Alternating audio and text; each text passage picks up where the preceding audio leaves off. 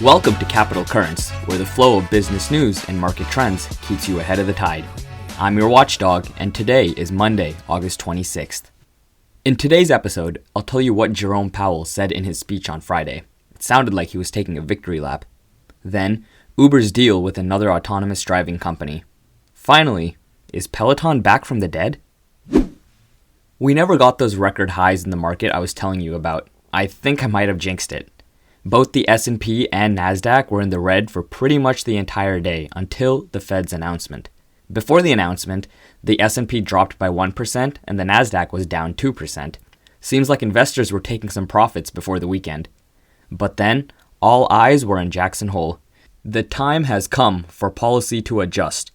That's the quote that stuck with me. Powell talked about how the Fed thinks that inflation is back on its sustainable path to 2%. He also mentioned how the labor market is cooling, with job gains being solid but slowing. He then talked about the mistakes the Fed made by not raising rates sooner because they thought that inflation was transitory. But the overall takeaway is that rate cuts are coming because the Fed's not worried about inflation anymore, and it's more concerned about a weakening job market. The markets loved that part, and stocks went green across the board in reaction. Uber is partnering with another self-driving company. This time, it's Cruise. Cruise was founded back in 2013, and then General Motors ended up buying a majority stake in the company back in 2016.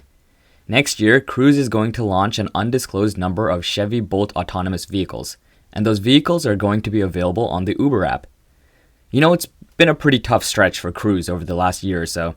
The company was forced to suspend operation and recall 950 driverless cars off the road after a major car crash last year.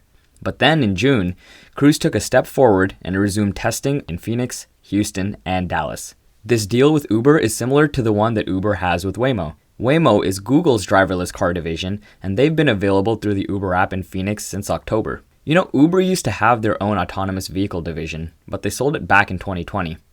I think Uber now just wants to be the all-in-one app when it comes to transportation.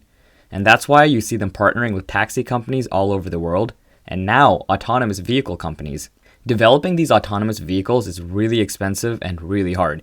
So why go through all that when you can just partner with companies that are building their own autonomous vehicles and still get a cut from all the rides that go through your own app? I think it's a smart business move, and Uber stock is hovering near all-time highs. Peloton finally did something it hasn't done in years. The company reported its first rise in sales in more than 2 years. The home fitness company brought in $644 million in sales, up just 0.2% from the year before, but its shares surged more than 35%.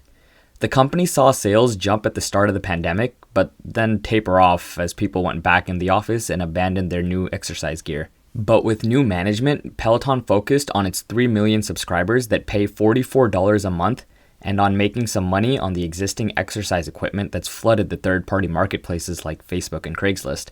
Buying a Peloton on Facebook is nearly $1,200 cheaper than buying it directly from them. And Peloton estimated that they have close to 1 million machines in circulation on these third-party marketplaces, and they can't make any money on that. So they introduced a $95 activation fee, which allows them to get a piece of the used market. Peloton stock reached an all-time high of $167. But now is hovering around $3 before the earnings call. After the earnings call, Peloton stock gained 52% ever since. Now it's around $4.50. That's all the business headlines I have for you. Let's take a look at some stocks making moves. Shares of Cava are surging after the fast casual Mediterranean restaurant reported earnings, and they crushed it. Revenue was up 35%, and the same-store sales were up 14%. Both of those numbers beat Wall Street estimations. Cava said that in-store traffic grew by 9.5%, and they just keep expanding too. They opened up 18 new locations last quarter, and now they're up to a total of 341. The company is now projecting to open 50 new locations this year. That's more than what they previously expected. So they continue to expand, sales continue to grow, and investors are pretty hyped. The stock is up more than 7% in reaction to these earnings. A fun fact, Cava's market cap is over $11 billion, and they have the fewest locations compared to other fast casual restaurants. That means that each store is worth over $13 million, making it the single most valuable store in restaurant industry. Other than that, markets are pretty slow to start the week. It seems like they caught the case of the Monday blues. That's all for today's show. Keep navigating those waters and see you tomorrow.